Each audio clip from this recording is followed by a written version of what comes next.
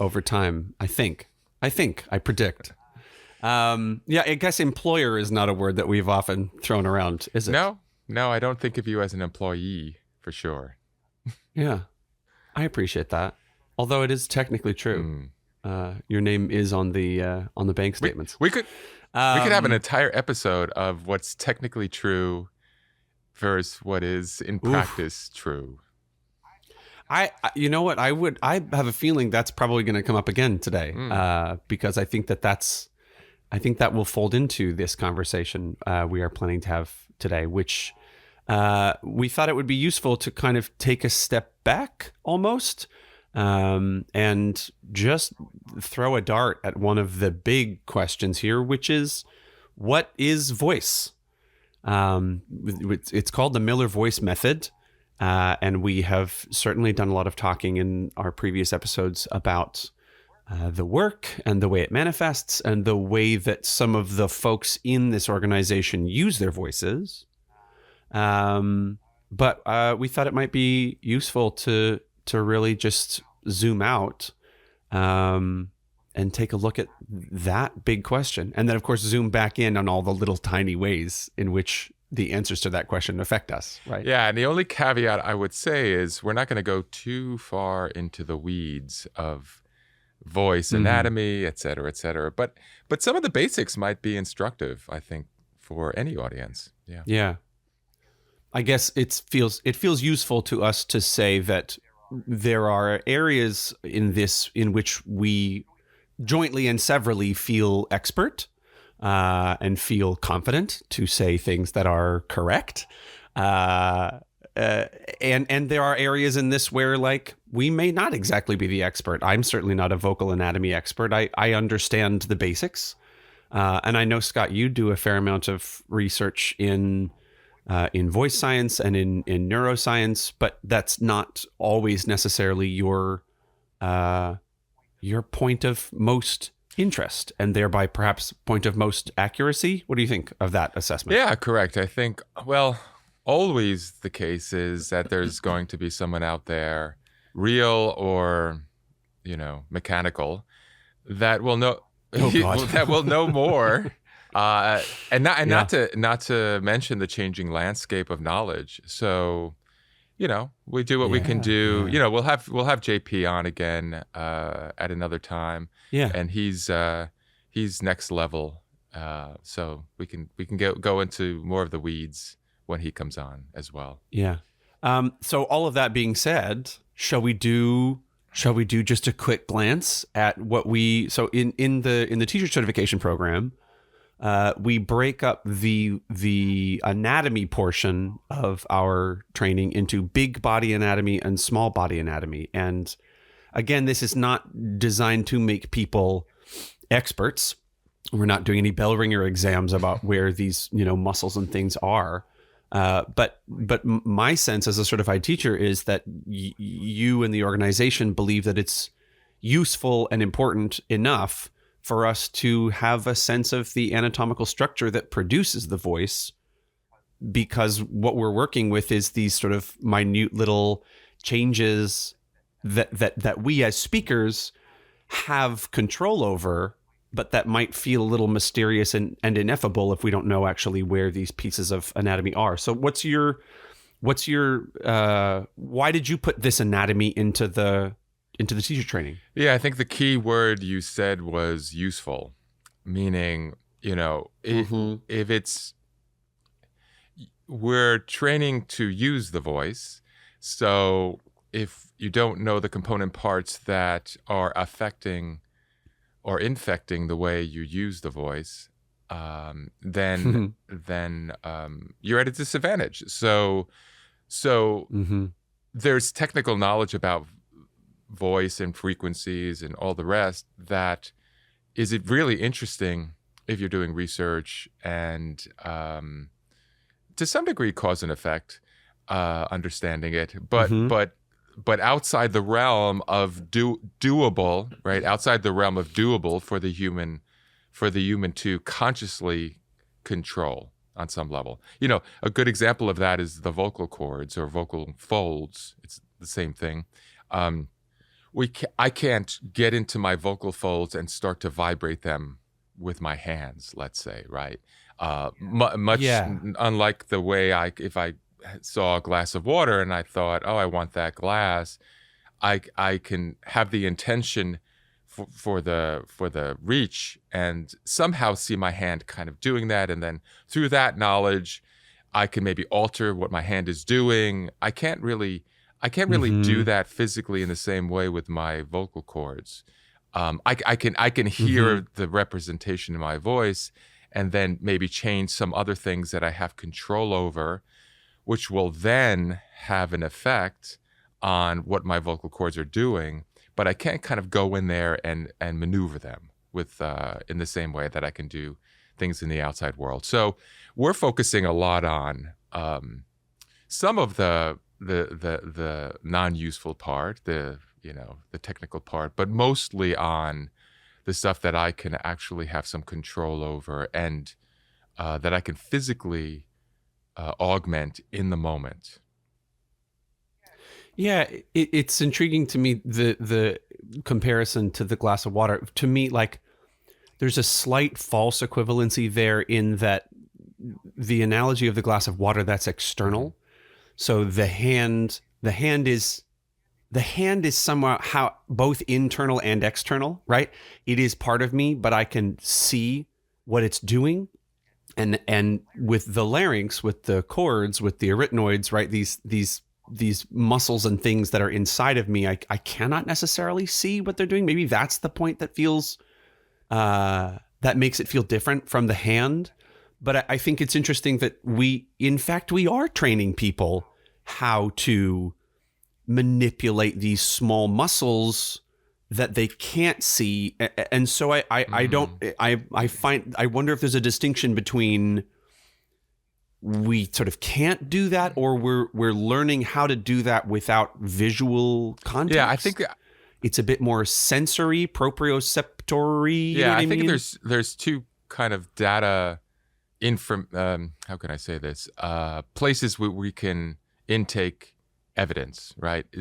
Externally, we can feel how our rib cage is swinging, and then also internally, we can feel. I can certainly feel if my soft palate has raised. I can feel if my throat, or what we call pharynx, it's basically the same thing. The throat is widening or is squeezing a little bit. So we're kind of teaching people to be detectives in both realms, internally and externally, to get the clues that something is amiss or working in the function that is desirable.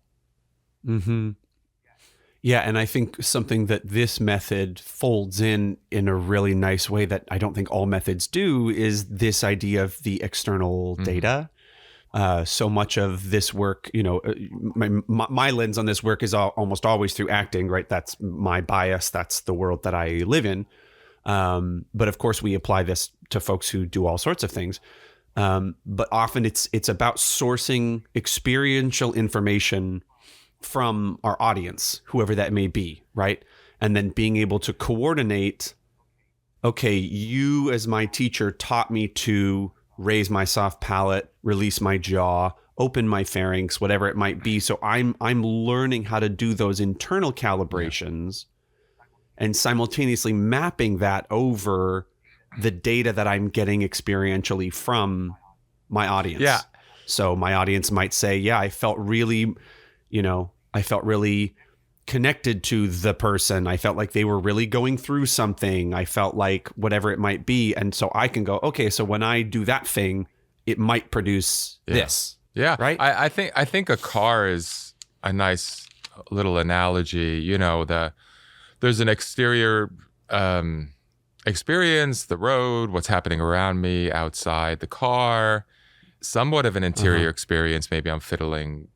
Maybe I'm feeling a certain way, or I'm daydreaming, or something is affecting my driving. But there's that, and then there's the real time aspect, right? So we've built a nice car, so that is the training. So the car is on autopilot, operating in a certain regard, but once and is flexible in that regard to the outside stimuli.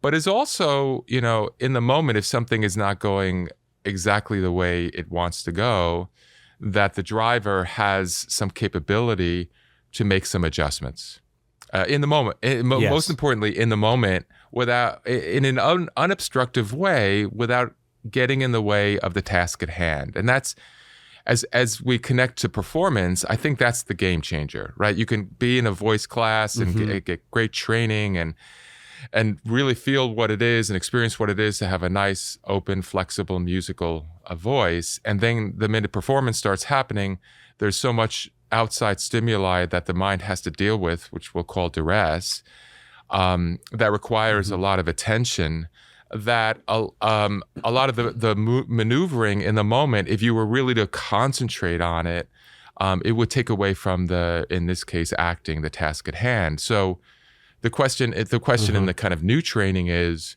well, how do you bake that stuff in? So when that stuff does come up externally and internally, adrenaline is pumping through your body, large amounts comparatively. Yeah.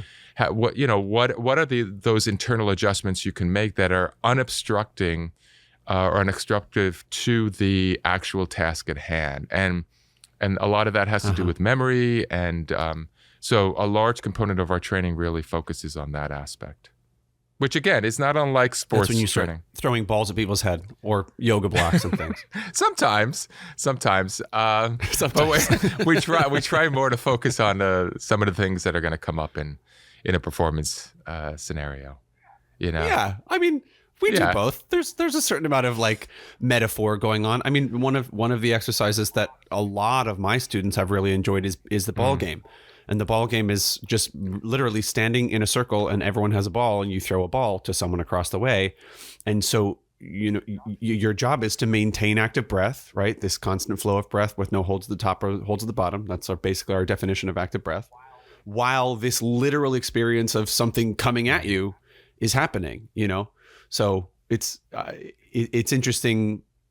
It's interesting to be inside that and feel all of that duress you're talking about, all of those sort of traditional sort of sports triggers, real world triggers, and how that can then again be sort of mapped onto the duress experience of performance. Yeah, that's why progressions are so important in any kind of training, because in the ball game, for instance, it's very organized. You pick the person you're throwing to and who's throwing to you, so you have some sense of reliability.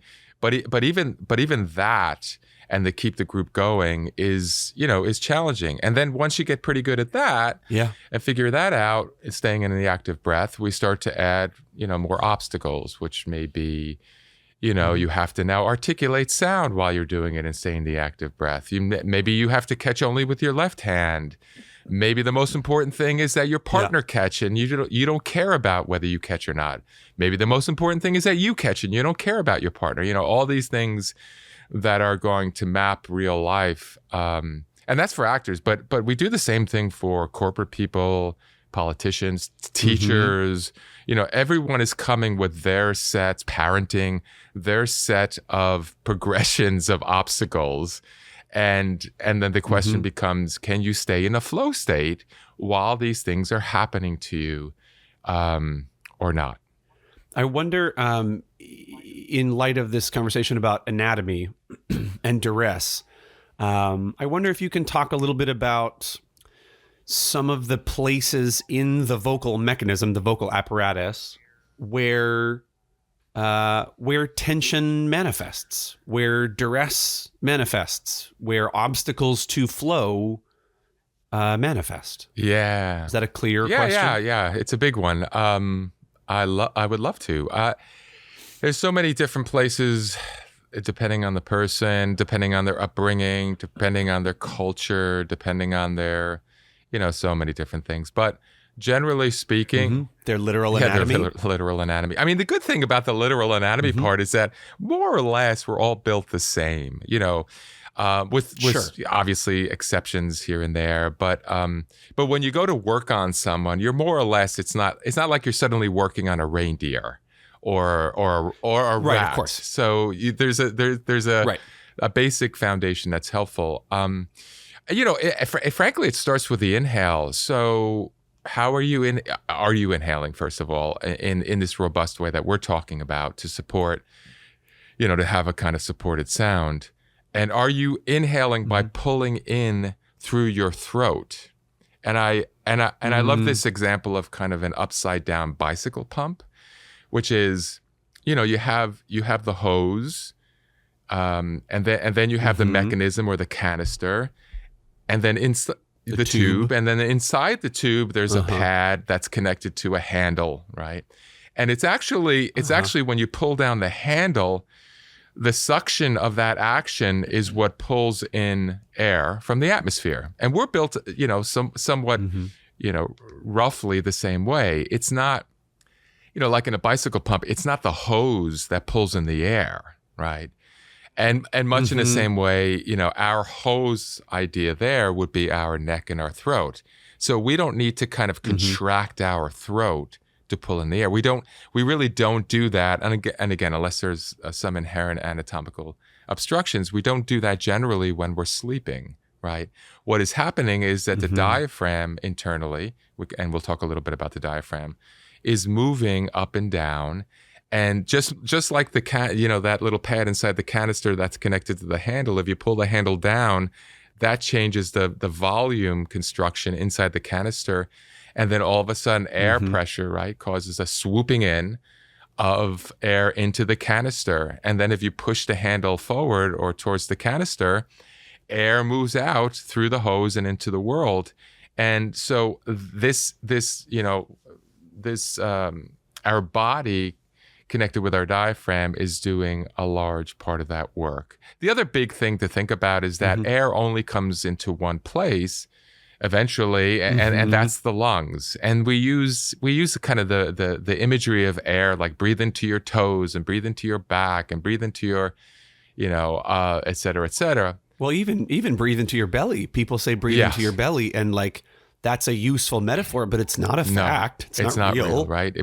Air only comes into the lungs, and then the chemical, factor of air. What is air? Gets dispersed through the blood system, et cetera. So sometimes these images are useful. Sometimes they're, I think, not, because I like to, depending on how you work. Some people are much more image based. Some people are more kind of anatomy fact based. But it's nice to offer up both perspectives to see what happens. So I would say that's the first point we look at is someone really tensing their throat. Because, the reality is, if you've tensed your throat on the inhale, it's not suddenly going to release and open up on the exhale.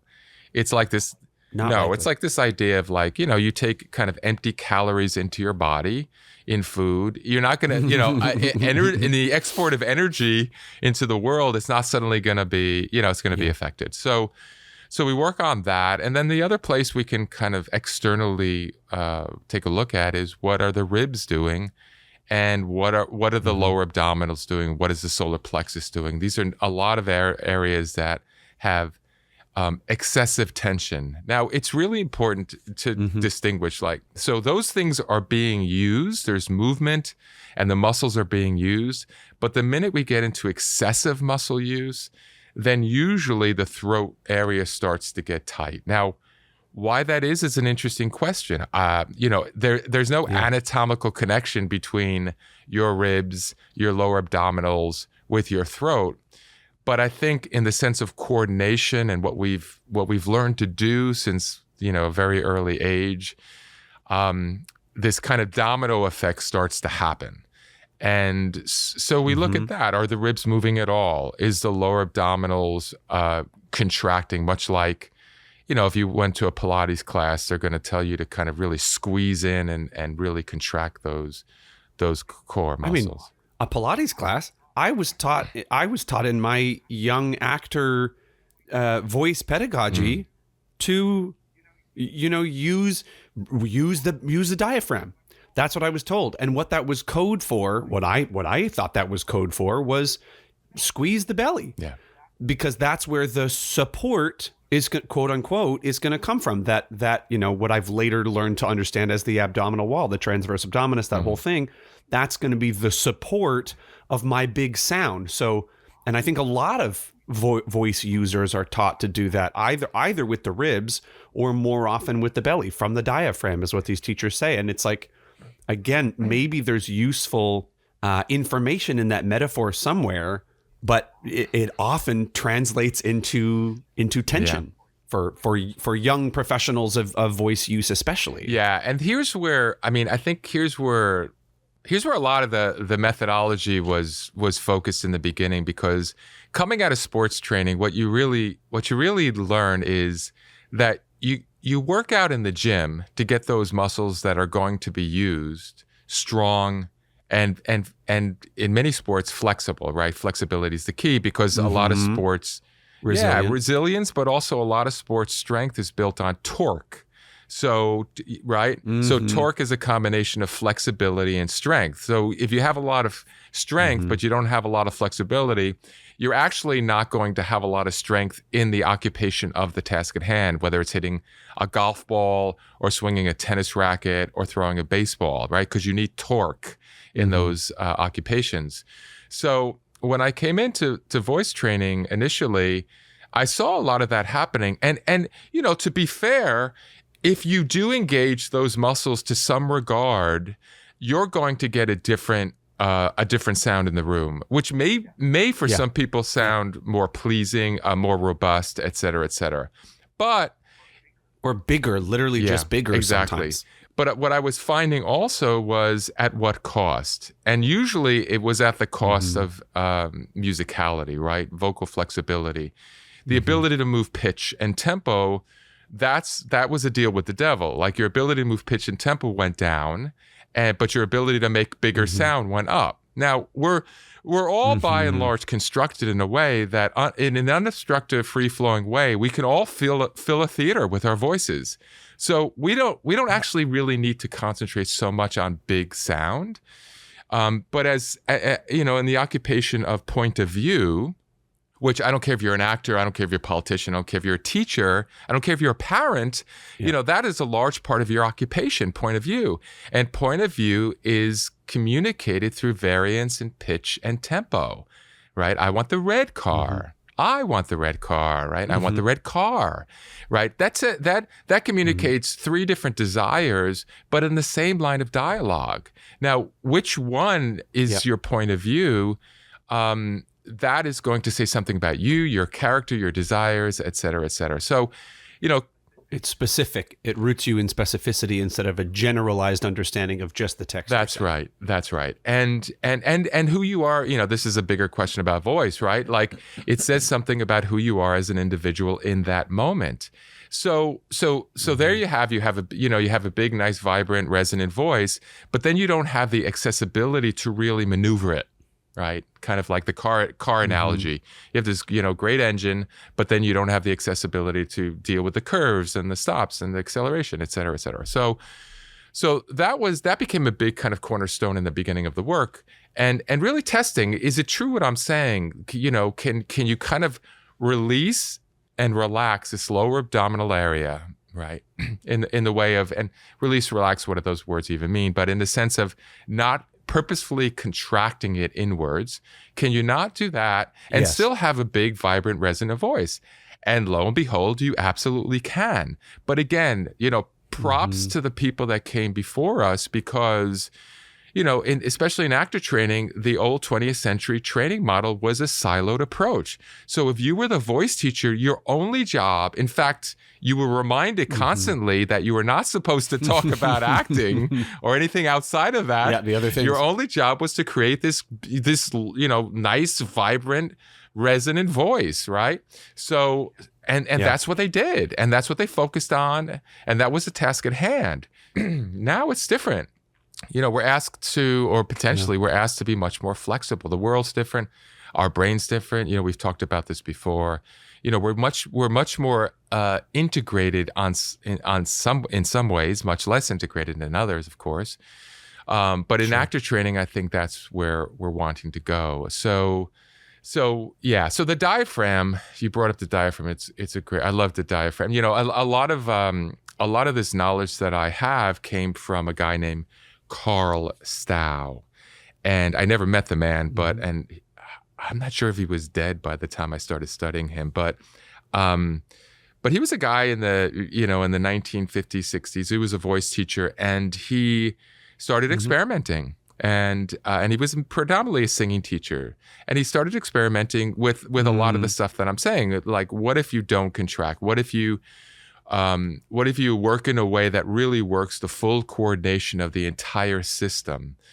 What if you do some exercises to make the diaphragm a little stronger and more resilient, but not in a way that has to do with tension, but in the way of kind of cause and effect? Like, if I do this, the diaphragm intrinsically has to rise a little higher, or be a little bit more active, much in the same way as if we go to the gym and I'm going to do a bench press, because I know those are going to affect these muscles, but I'm not going to do the bench press form when I'm going to shoot a basketball. Right. So those muscles are getting stronger, but when I'm shooting a basketball, my whole coordination needs to be in flow, so it doesn't throw out the rhythm and the coordination.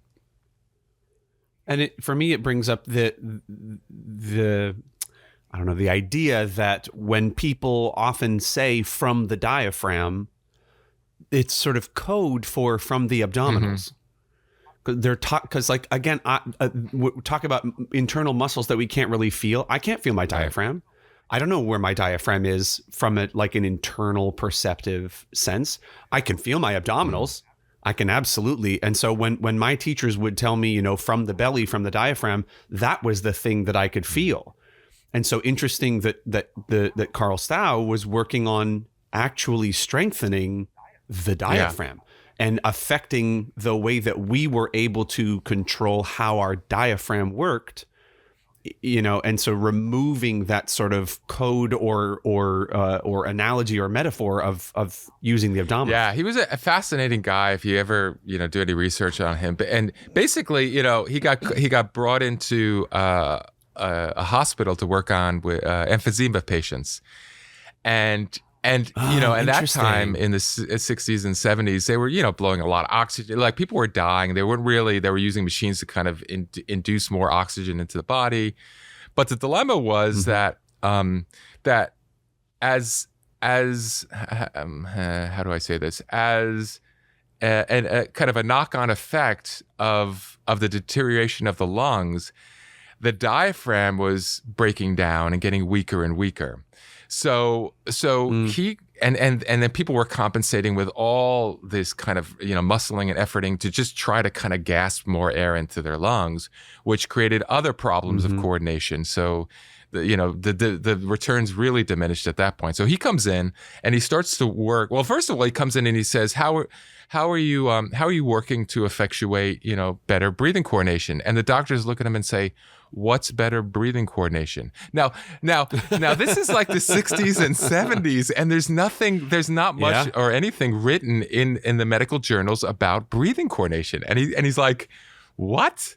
And so he starts to work on these patients, and he gets them back into kind of a flow state of how breath works in the body, and how to start to coordinate the musculature around breathing, and then he invokes this thing called a whisper count, and we use this in some of our work as well, right? Extensively. And the idea is if I just blow air out of my mouth, the glottis, or the vocal cords, this apparatus, we'll loosely call it, right, in the throat, starts to actually get a little tighter, and so that actually allows me to release less air. But the minute I start to articulate in any regard, and he did it on a whisper, right? So if we're out loud, it would be 1, 2, 3, 4, 5, 6, 7, 8. And you would get to your kind of natural end of the exhale, which if you were just to blow air out, that counting gets you into an extended exhale. So he was always like, people are focusing on the inhale, and he was focusing on the exhale, because he was finding that people actually weren't exhaling enough air, right? To then inhale new air. So this idea of what we exhale is carbon dioxide, which has a kind of contracting effect on our muscles and fibers. And the oxygen we breathe in has kind of an expanding effect on our muscles. Yeah. So he was having people exhale more carbon dioxide. By the way, like he talks about a lot of stress and a lot of tension build up in people. His theory was it has a lot to do with the buildup of too much carbon dioxide in the body, which interestingly enough, makes some sense when you think about what doctors tell people who are dealing with hypertension or a lot of stress in their life. They usually say go out and exercise or walk or run or something, which gets, of course, your active breath going and gets you more into the cycle of more oxygen coming into your body. So anyway, so he gets these patients to do that, and all of a sudden his patients are like getting up out of bed and walking around. And the doctors are like, what the hell are you doing to these people? And then the guy goes and works for the American track team, the American Olympic track team down in Mexico City because of oxygen deprivation and high levels. And he has a pretty storied career, but a lot of it is around, well, let's talk about the diaphragm because we've brought it up a couple of times. I was fascinated to first learn that the diaphragm is like a pancake, right? And it completely bisects. It's so big. It's so big. I had no idea how big it was. I know. And it's kind of like if you think of a contraceptive diaphragm, it's pretty much the same idea and the same model, right? It cuts our entire upper body from our lower body in half, right? And so if you think about when I work on this with students, the analogy that works for me is if I think about the ceiling above me, that ceiling is the diaphragm, right? Everything on in this room below the ceiling would be all your internal organs except for your heart and your lungs, right? All the abdominal, everything, your kidney, your gallbladder, your stomach, your colon, everything is below the diaphragm, right? Except for your heart and lungs. Yeah. And then the next floor above us is where our heart and lungs are housed. And there's two basic, tubes going, loosely calling them tubes going, right? The feeding tube goes right through the diaphragm into the digestive system. And then there's the main artery that's bringing the blood from your heart, right, into the lower extremities, and then cycling back up into your heart again. And so that's why it's super important to breathe, because when you're breathing, you're moving your diaphragm. I mean, breathing in a kind of robust way, you're moving your diaphragm, and then the diaphragm, right, on the inhale, the diaphragm actually flattens out and moves down. So that is the distension. That is the kind of moving outward you feel in the stomach area. It's the diaphragm like a pancake flattening out like a jelly sandwich, coming down on the inhale, right? And it is giving a massage to your internal organs. So again, the less you're moving that diaphragm, the less kind of blood circulation and massaging is happening to your internal organs. And then when you're exhaling, the diaphragm is moving back up into kind of its rested state, right? And then all those internal organs go back into the place that they were. So it's not so much that your stomach is moving in and out. It's that your diaphragm, when you inhale, is pushing all those internal organs kind of outward, and that's what you're feeling. And then going back into place on the exhale. And that again is that bicycle pump example, right? So on the exhale, that is you pushing that handle up into the canister, and that's what pushes the air out into the world, right? On the inhale, that's you pulling the handle down away from the canister, and that's what's sucking the air, out the external air into your body. Which, by the way, generally speaking, you do really beautifully when you're sleeping, right? And I often say, if you're sleeping with another human, once they fall asleep, put your hands on their ribs, and you will be amazed how much movement there is.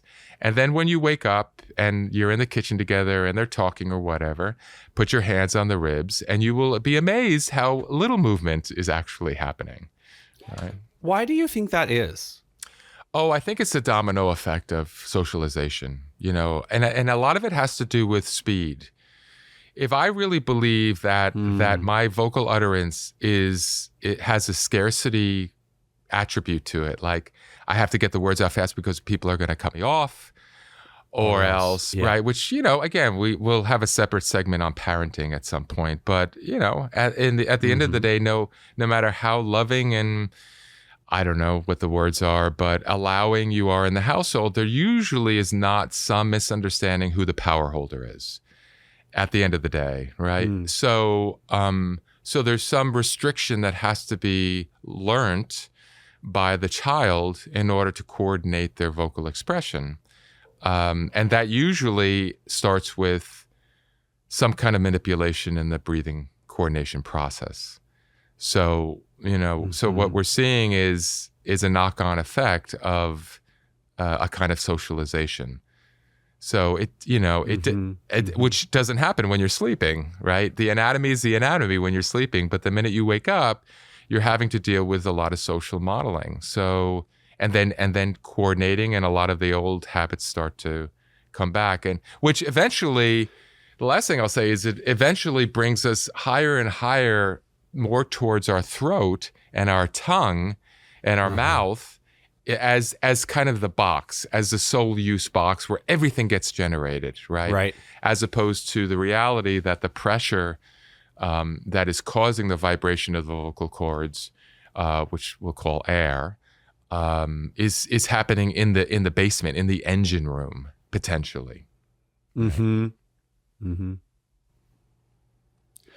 So I had a thought just then. You were talking about speed, and you were talking about socialization.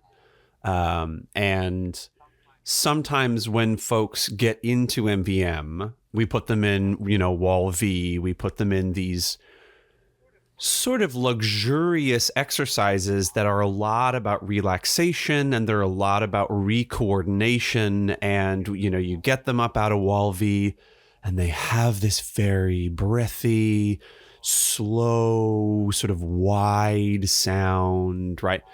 I think some people think that that's what MVM is. Oh no. And so, and I don't think that.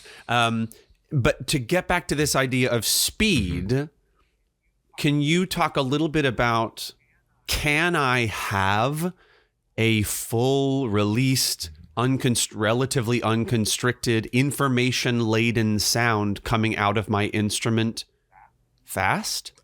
Or does that have to be slow? What's the correlation there, do you think?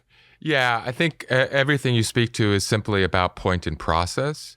So again, to use a sports analogy, if I'm teaching tennis, and which I used to do. So the first thing you do is try to slow everything down for the person, because if you give a person a tennis racket, they've usually seen people play tennis, and usually seen really good tennis players play tennis, and it's going at such a pace, right, and such a level that they want to replicate, right, on some level.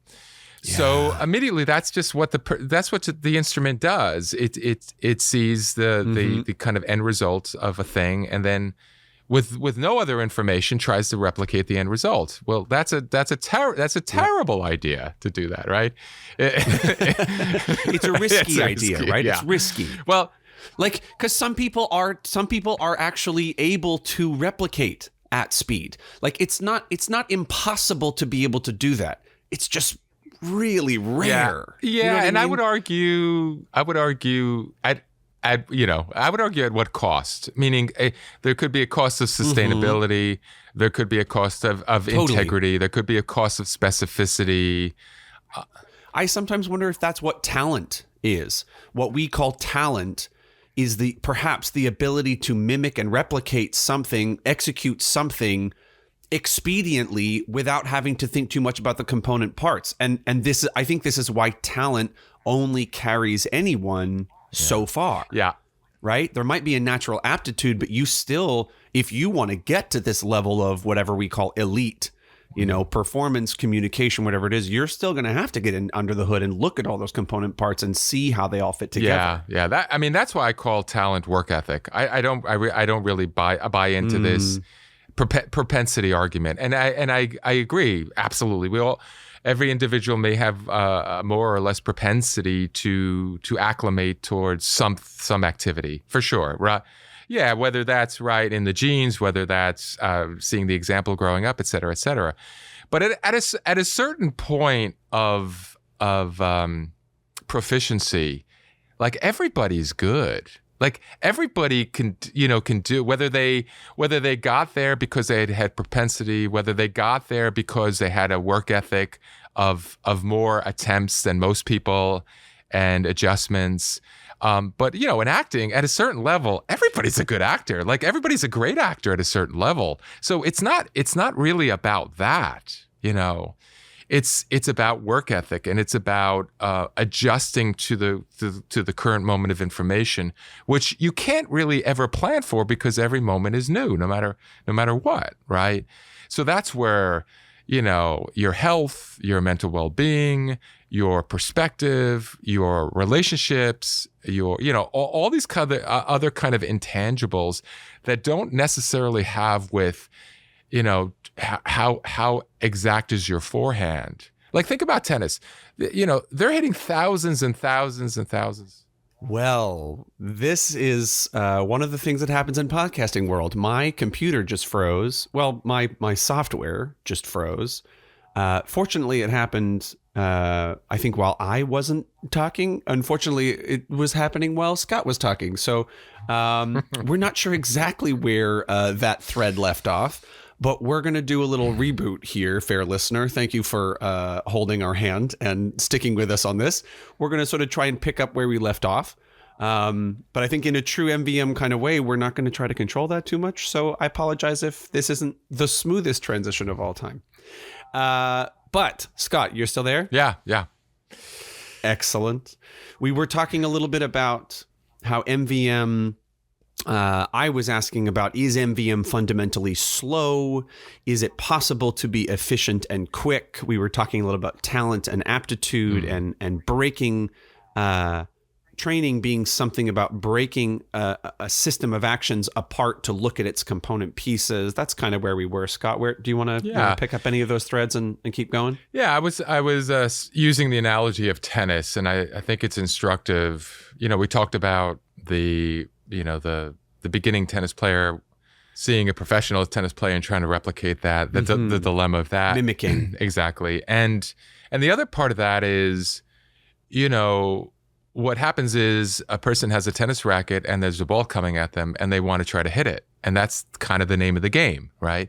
So what happens coordination-wise, intuitively, is the shortest distance between 2 points, right?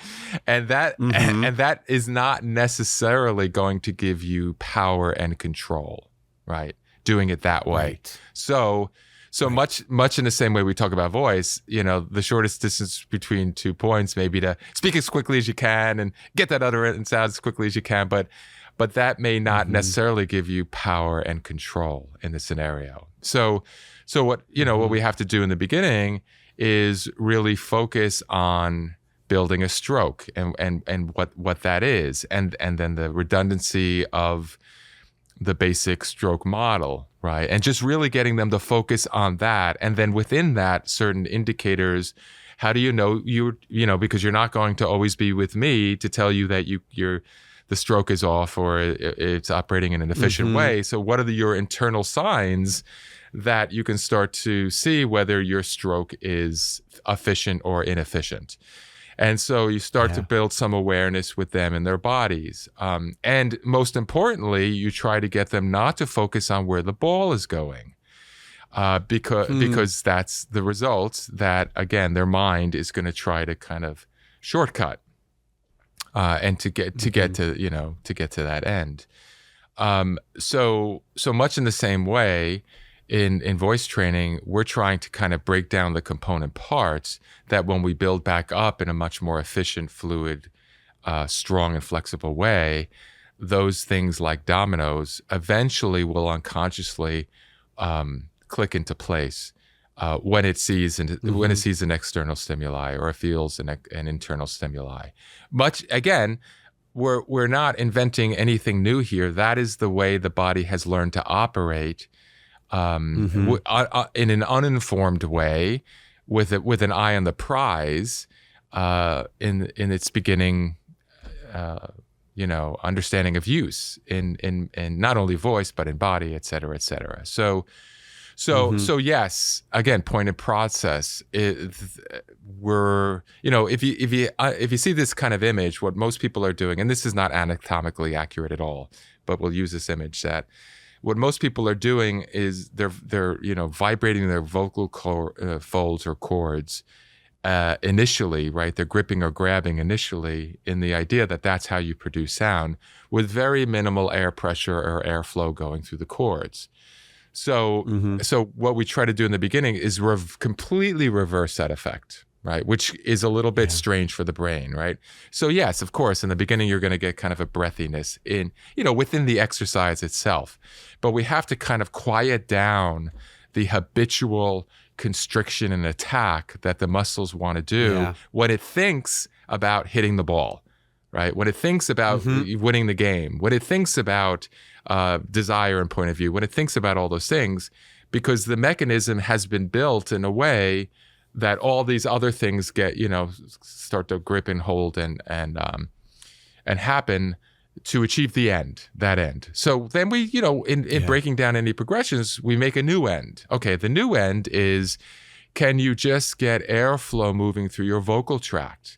I don't care if you can vibrate sound right now, because that's not the end we're after in this exercise, right? Yep. So can you do that? And then how do you do that? What in your body do you have to shift and change to make that happen? Oh my God, now you can do that. Great. Now we're going to start to bring back some of the muscularity that helps create, right, vibration in the sound. Oh, whoop, no, you did the old thing again. Oh, see, the minute you thought about sound, you went, right, where did the breath go? Where did, et cetera. And that, and then as they can kind of coordinate muscularity, movement of chords, and breath flow, and those two things kind of meet at the same time, then we can start to play with the duress of, intention, the duress of moving the pitch range, moving the volume range, all of those things. But if those become the endpoints in the beginning, they're just going to do everyone's going to do the old coordination, which is just like hitting the hell out of the tennis ball, and your shoulders tight and your elbows out of whack, and your footwork stinks, and then you hit the ball and you're just seeing if it went in. But in the meantime, what you're taught to do in tennis in the beginning is, after you hit the ball, you got to run back to the middle of the court. That's what you got to do. You can't you can't stand there and watch where the ball goes. Right. So that's not intuitive at all. All you want to do is hit and see where the ball goes and stand there and watch. And then the ball comes back and across court and you've lost a point. So, right. Just because it's intuitive, it doesn't mean it's actually helpful. Right. Because you have to start to investigate, what is that intuition? What is the goal of the intuition based on? Right. Because, most times when you're first learning how to do something, the kind of end gaming that happens, again, as a child, the dilemma is the overbearing parent that is really, myself included, that is really trying to get the child to do something that would be end gaming, right? And that's really all about me. It really has nothing to do with, and then the poor child is trying to figure out how to please the parent, and they're going to try to do it as quickly as possible and not get the punishment and get liked, and all that. It produces so much internal anxiety, and the way it usually manifests in the body is through contraction, and then we get the voice we call our own, which is this kind of contracted, inefficient, squeezed model that we're producing or trying to produce sound. But it feels so familiar, right? Because we've built it and it's been with us, it's been inside us this whole time. There can be a lot of identity and a lot of selfhood wrapped up in the experience of that sound for us. And I think the for us part is really the essential piece, because especially in acting, most of the actors I see audition or begin training, what they're actually trying to show me is that they can feel something. Now, which of course is not what acting is at all about, right? The audience can feel. We don't need you to feel. We need you to do. The audience can't get up on stage and start doing action. We need you to actually act.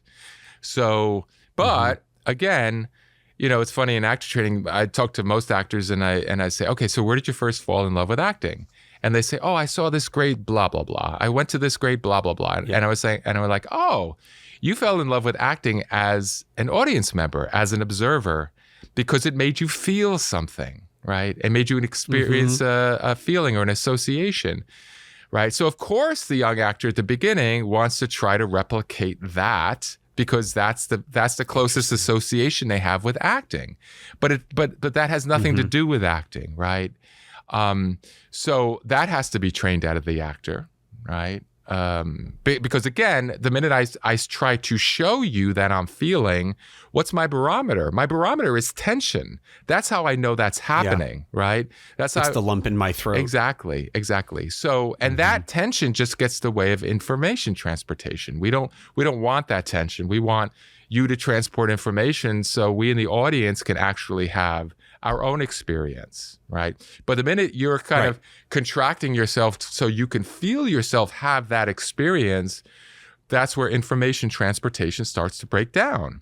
And then the audience watches you have an experience. Now, I may be like in awe as an audience member of like, wow, you have a lot of access to that emotional instrument of yours.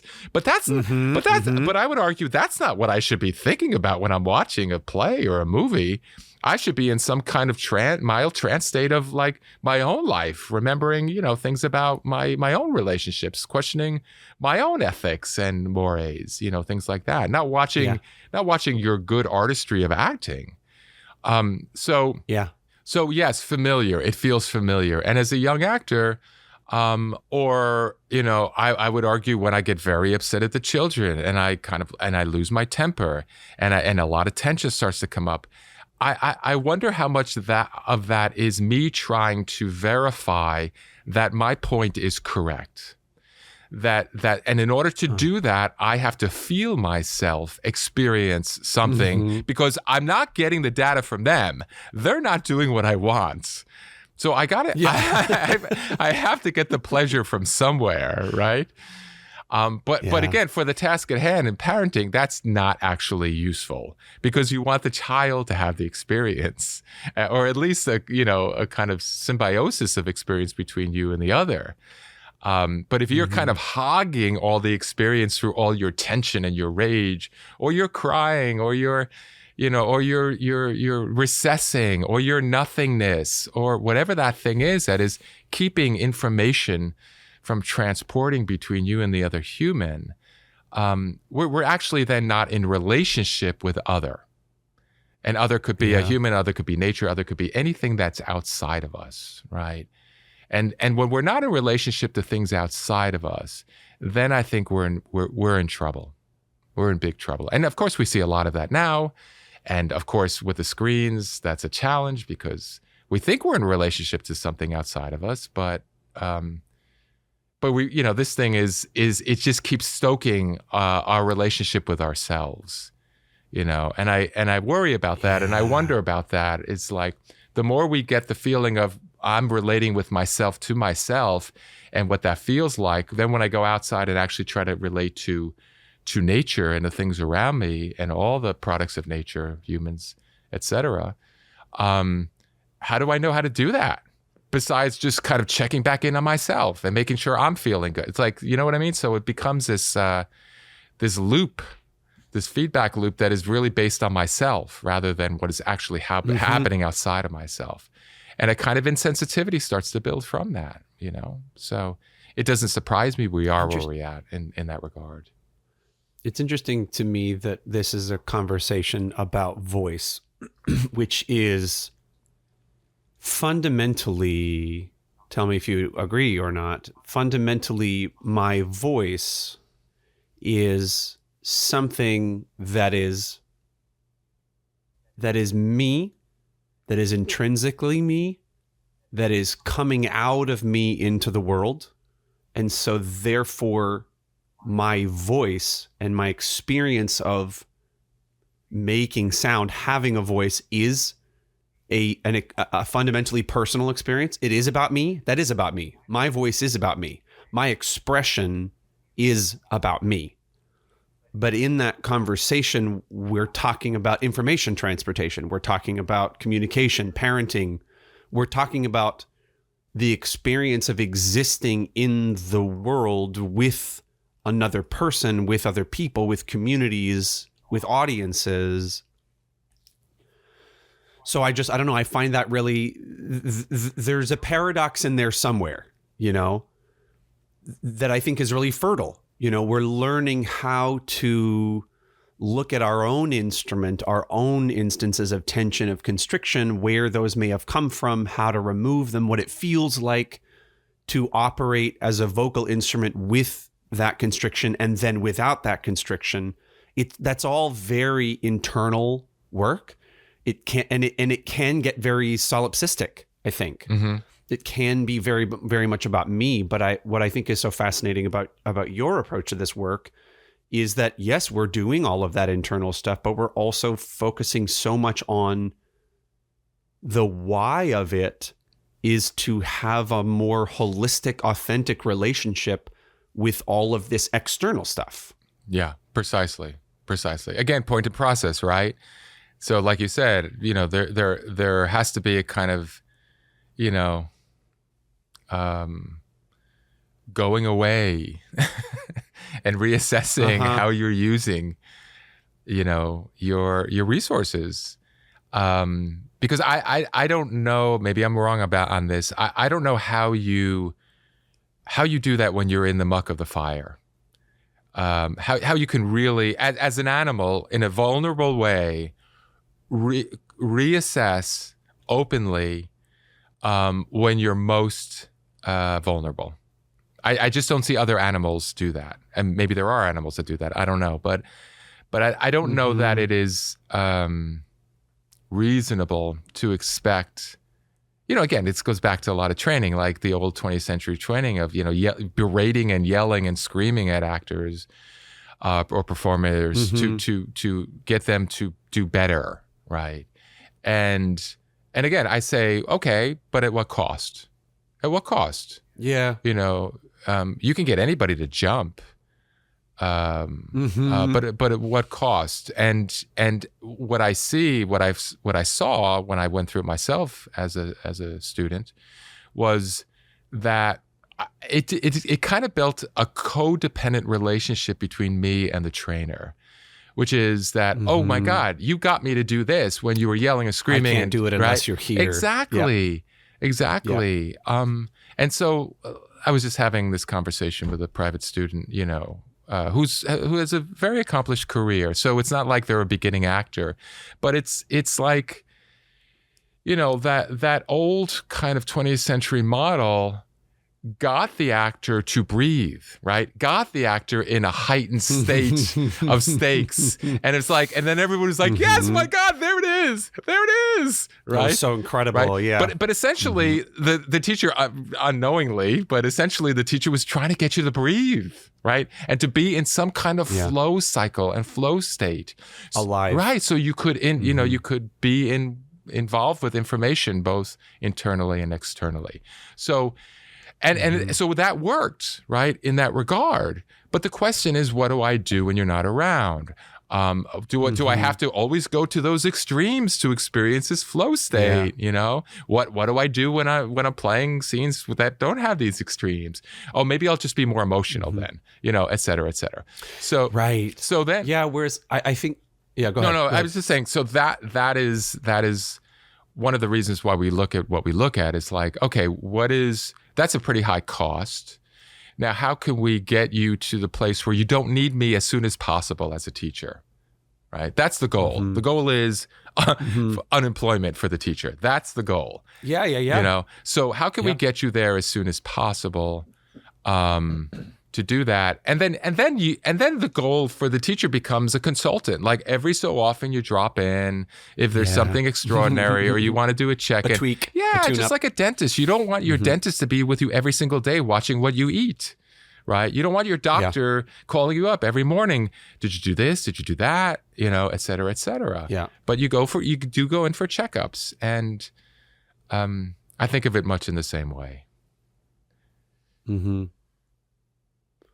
Yeah, it's an interesting, the word sensitivity was coming to mind for me, that experience of being the acting student who's being screamed at by the teacher, you know, at its most quote unquote effective. Yeah. Like it's maybe it's what it's doing is putting me in fight or flight, whatever it's doing, but it's making me aware of my surroundings and my input in a way that's somehow making me more feel or appear more sensitive, more reactive. Yeah.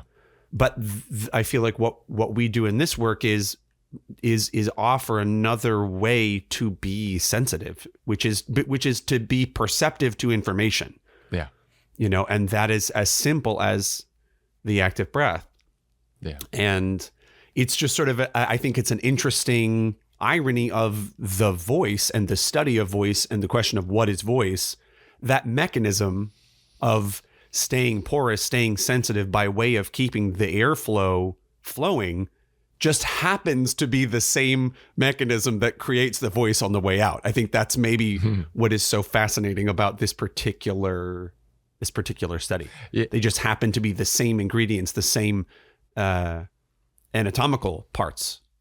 Yeah, and I think that's really the reason why that became my personal entry point, because, you know, I looked at movement, I looked at, you know, basic acting and the principles of acting training and the history of acting training, and still I saw a hole, which is, okay, you can have all those things, but if your basic fundamental operation and coordination of breath and sound making is not intact, all these other aspects will have diminishing returns to some degree. I think about the tennis analogy, and, you know, part of the training when you get to very high level tennis is to stay focused and reactive in the boring moments, in the boring moment of a 20-stroke rally, right? Not to make the simplest fundamentalist mistake in your form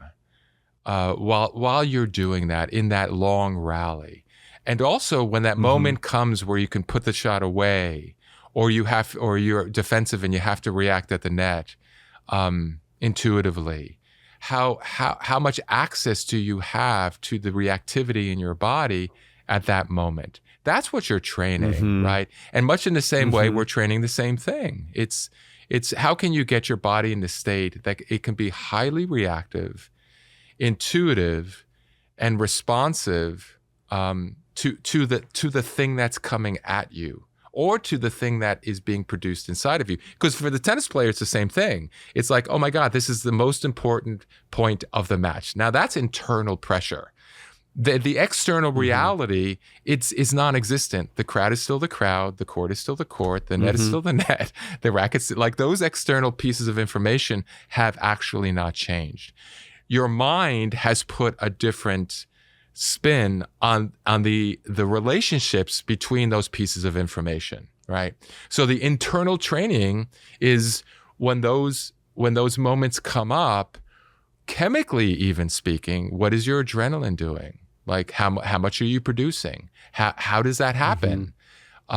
What are you thinking of? Where are you putting your point of attention? All that stuff is an internal training to then, you know, achieve potentially some external results.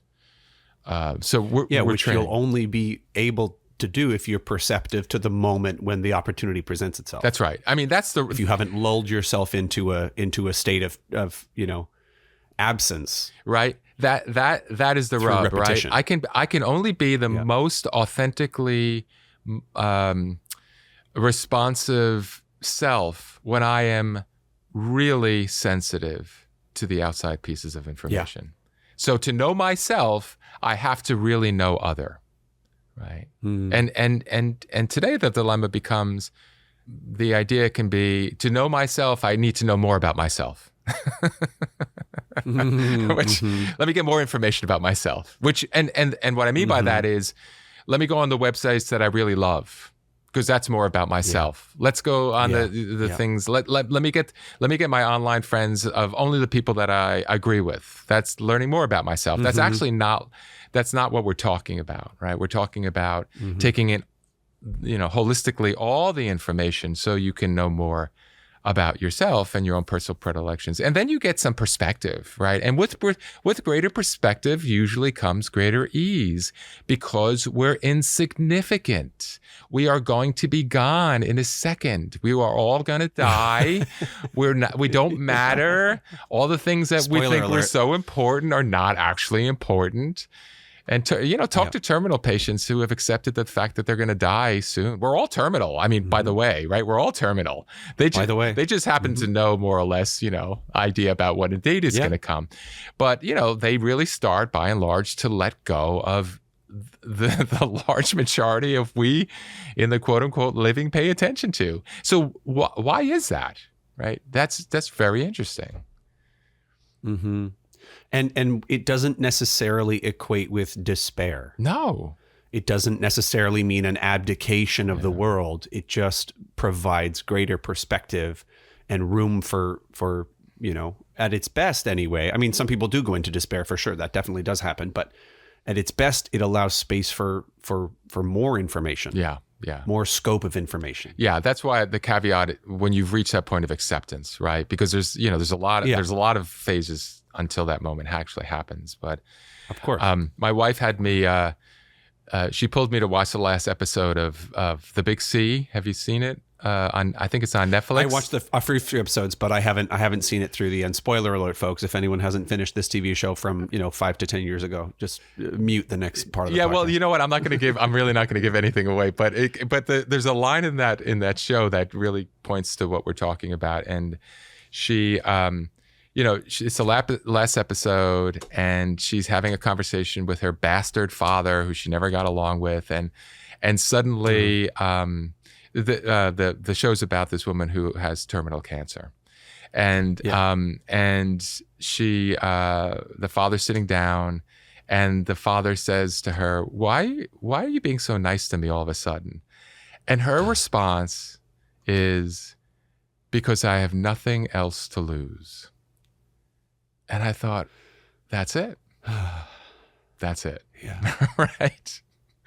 Right. All the machinations that we put on and do and construct physically, mentally, is because we believe we have something to lose. And, the most fundamental part of that, of loss, is life. We believe we're, perhaps on some level, we believe we're never going to die. So we're fighting against that inevitability of that loss, Well, I mean, yeah, that's everything. I mean, you do have something left to lose, which is everything that you know. That's right. But somehow when you accept that, that's going to happen anyway, it somehow sort of has the opposite effect. Well, that's the ridiculous nature. It's going to happen anyway. This thing but it's not a reason to give up. No, it's not. I don't think it's advocate. A reason for giving up. Yeah, exactly. Quite the opposite. It's a reason to live. It's a reason to enjoy. It's a reason to let go and not to take things so, seriously in the sense of permanently. Not to take things more permanently. Maybe that's and personally. Yes. Yeah. Right. Yeah. It's not just about my experience of the world. Yeah. It's like we should take things. I think we should take things seriously, but not necessarily on the only level that is easily understandable, which is my own personal experience. That's right. Yeah. Yeah.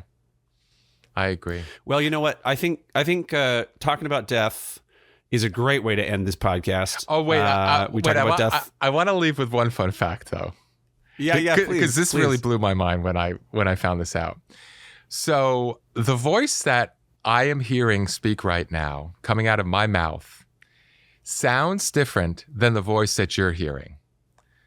So yes. So when you out there, when you're speaking with somebody, you're hearing your voice, right? but it's not the same exact sound that the other person is hearing. And I thought, man, what a great metaphor. Like, we try so hard to be seen. Some would argue that's the only thing we're ever doing is trying to be seen, right? And like, give up the ghost, man. Like, it comes down to the voice. Your actual sound that you are hearing coming out of your face, which you think is you, right, is not the same thing the other person is seeing. I thought, man, what an amazing construct this is. It's perfect. Yeah. It's perfect. So anyway. Lots more to talk about. If you are curious about Mailer Voice Method and what kind of offerings we have going on, please come to our website, mailervoicemethod.com. That was poorly articulated, but I think you got all the consonants in there that you probably needed. We are currently running the MVM Gym, which is 2 weekly 1-hour classes led by a certified teacher. Just a sort of somatic practice. Come on in, check out some exercises, have a conversation about your technique, your form, things you're discovering. And that is Wednesday evenings, 7:30 to 8:30 p.m. Eastern time, and Saturday mornings, 11 a.m. to noon. You can buy a 1-class drop-in or monthly pass. That is running until about mid-March. We have a new level of teacher certification starting up level 1 in the late winter, early spring, I believe. So go to the website, check and see if there's any sneak peeks coming up. You can have a chat with us about what that program offers and entails. Anything else coming up on the radar, Scott, that you want to plug? Nope, not top of mind. All right, folks, we will see you in a couple weeks. Thanks for chatting with us. And we're also going to put together an email address. It doesn't exist just yet, but we are going to find a way to get an email address out to you. So if you have any thoughts, questions, things you want us to talk about, profound disagreements with the things that we are saying, please, by all means, write in. And we would love to engage with you, fair listener. Love it. So until next time, thank you so much, Scott. Thank you, Kyle. See you in a few weeks, folks.